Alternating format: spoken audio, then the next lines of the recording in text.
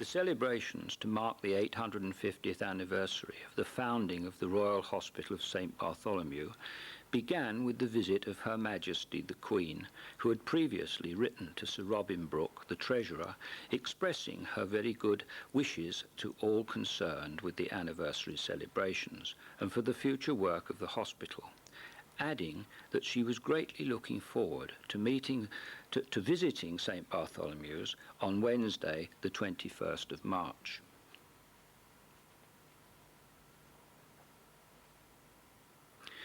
The members of the staff assembling in the square in their academic dress made a colourful sight as they moved into the great hall where the Queen was to address them and unveil a memorial plaque.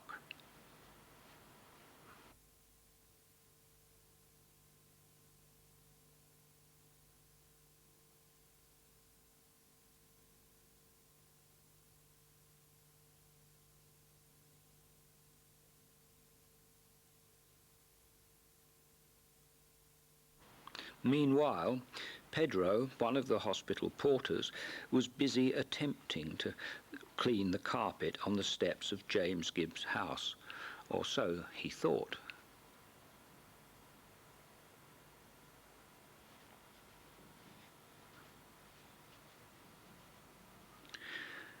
The Lord Mayor, Lord Mays, was first to arrive.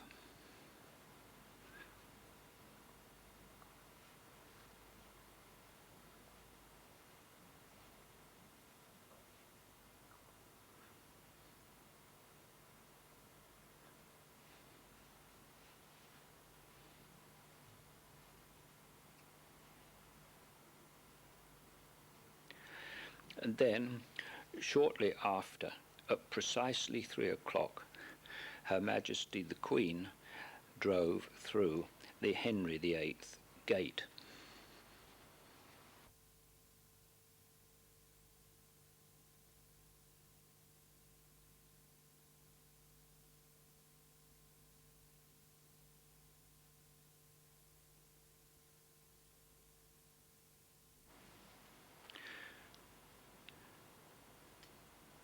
Was then welcomed by the Lord Mayor on the steps of James Gibbs' house.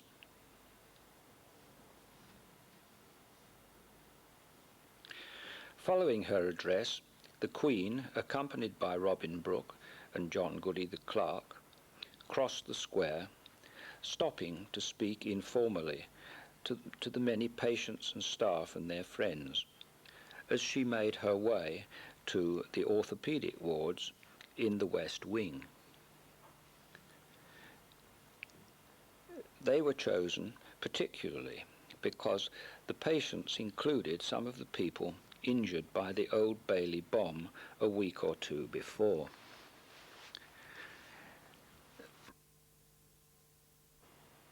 The orthopaedic consultants had been excluded from the Great Hall because it would have been inappropriate for them to have left before the Queen in order to be in their wards in time to welcome her. Charles Manning and Alan Lettin and Jonathan Wilkinson, the senior registrar, can just be made out together with Sue Griffiths, the ward sister, as they move from bed to bed, the Queen stopping to talk to almost everyone. A ball in the Guild Hall followed a week later, and further celebrations included Tudor feasts in the Great Hall and another ball in Smithfield Market on the 5th of May. A highlight of the celebrations was the William Harvey Revolutionary Circus, performed as part of St Bartholomew Fair, which returned after a lapse of more than a century.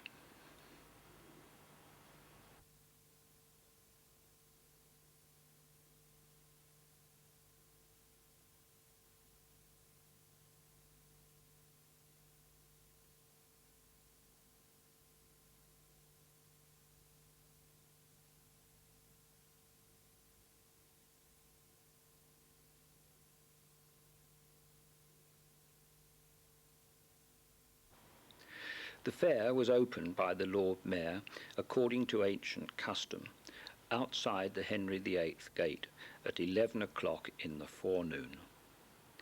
Here he is preceded by the Hospitaller, the Reverend Arnold, as he mounts the stage which had been erected for the performances of the revolutionary circus. Medieval fairs usually included theatrical presentations, and the William Harvey Revolutionary Circus was a play written by George Blackledge, one of the students, especially for the celebrations, around the life of William Harvey, Bart's most famous son.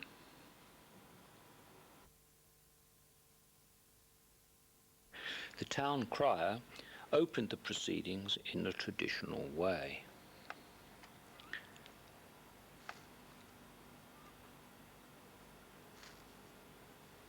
And then, after a fanfare of trumpets, the Lord Mayor made his speech of welcome.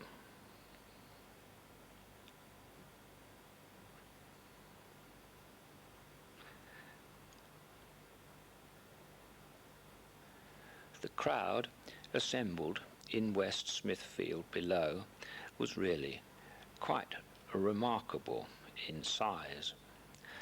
It really illustrated the celebrations had really caught the public imagination.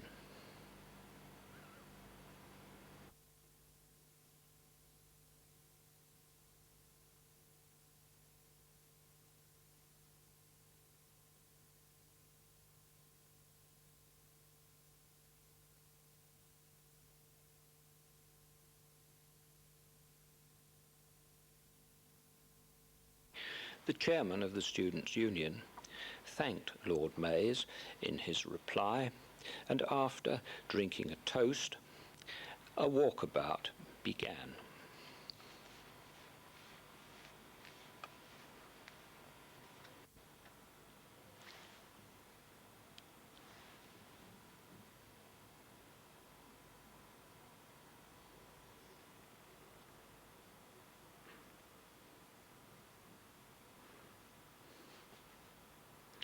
The streets in and around Smithfield and a large part of the market itself were closed, and the fair extended to the Medical College gardens in historic Charterhouse Square.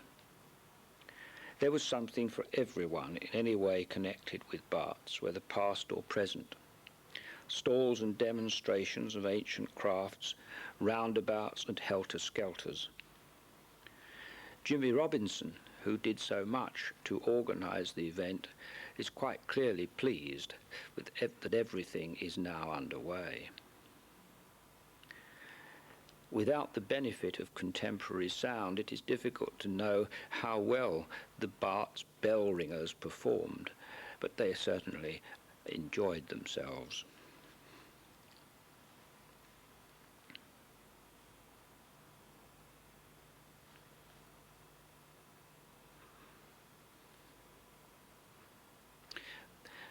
There is George Blackledge in very colourful dress, and I believe further students rather than members of the Coldstream Guards themselves.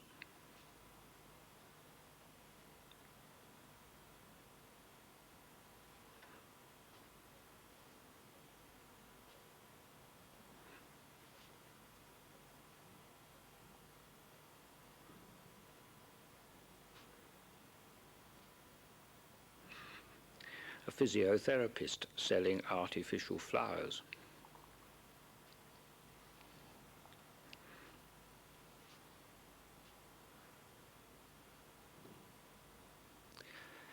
And one of the patients who I'm sure will still remember this splendid occasion.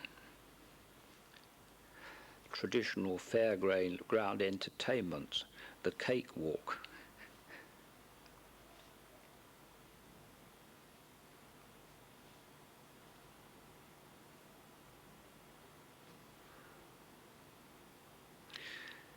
A glimpse of John Griffiths organising the rides in the Pony and Trap.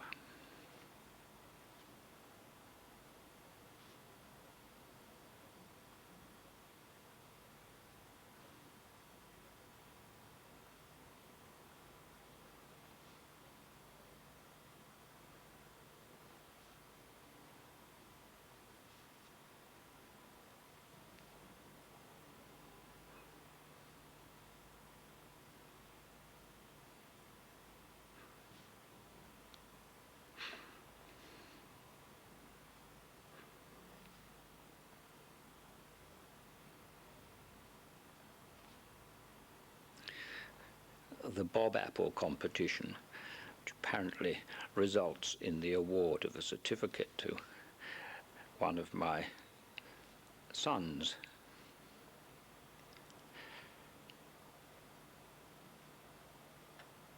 A falconer.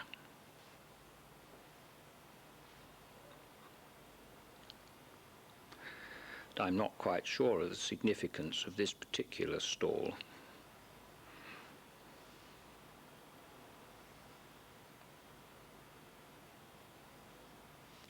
Gordon Hamilton Fairley in a monk's habit.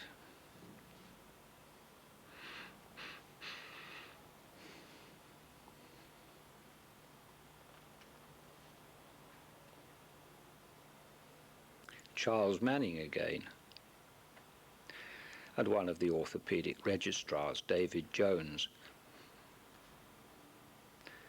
The whip-bred horses, of course, an attraction wherever they appear.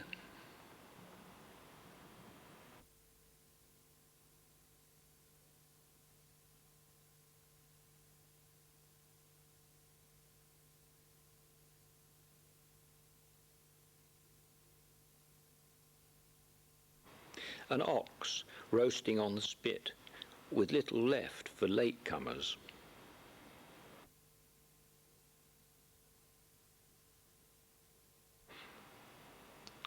Peggy Turner, who did so much for Barts in many different ways, welcomes with open arms George Ellis, who is remembered, I'm sure, by everyone.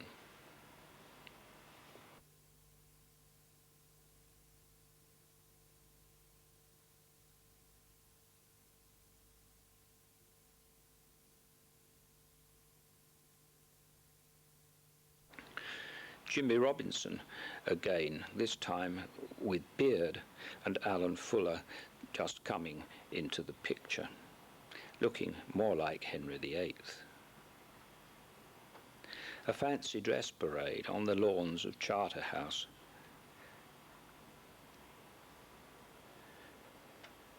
Some of the attractive, apparently female participants are, in fact, male medical students in disguise.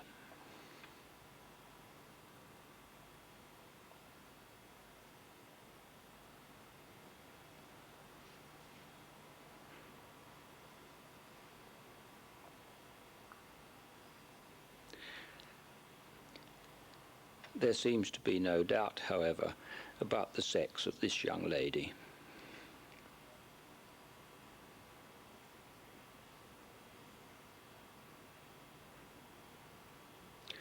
Or of these two young ladies who it is said were hoping to win the Booby Prize.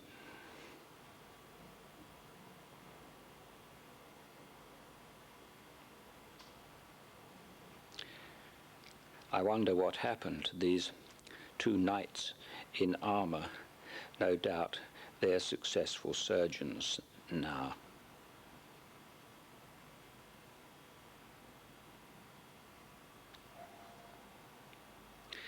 The actor, Edward Woodward, very kindly judged the proceedings and awarded the prizes.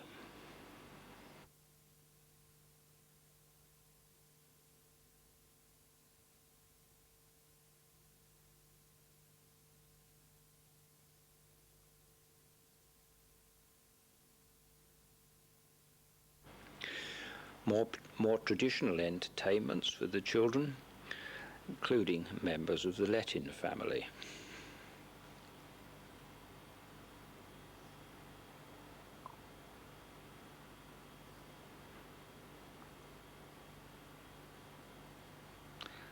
And of course, the inevitable Punch and Judy show. But all good things come to an end. But who would have thought 25 years ago that that would include St. Bartholomew's Hospital?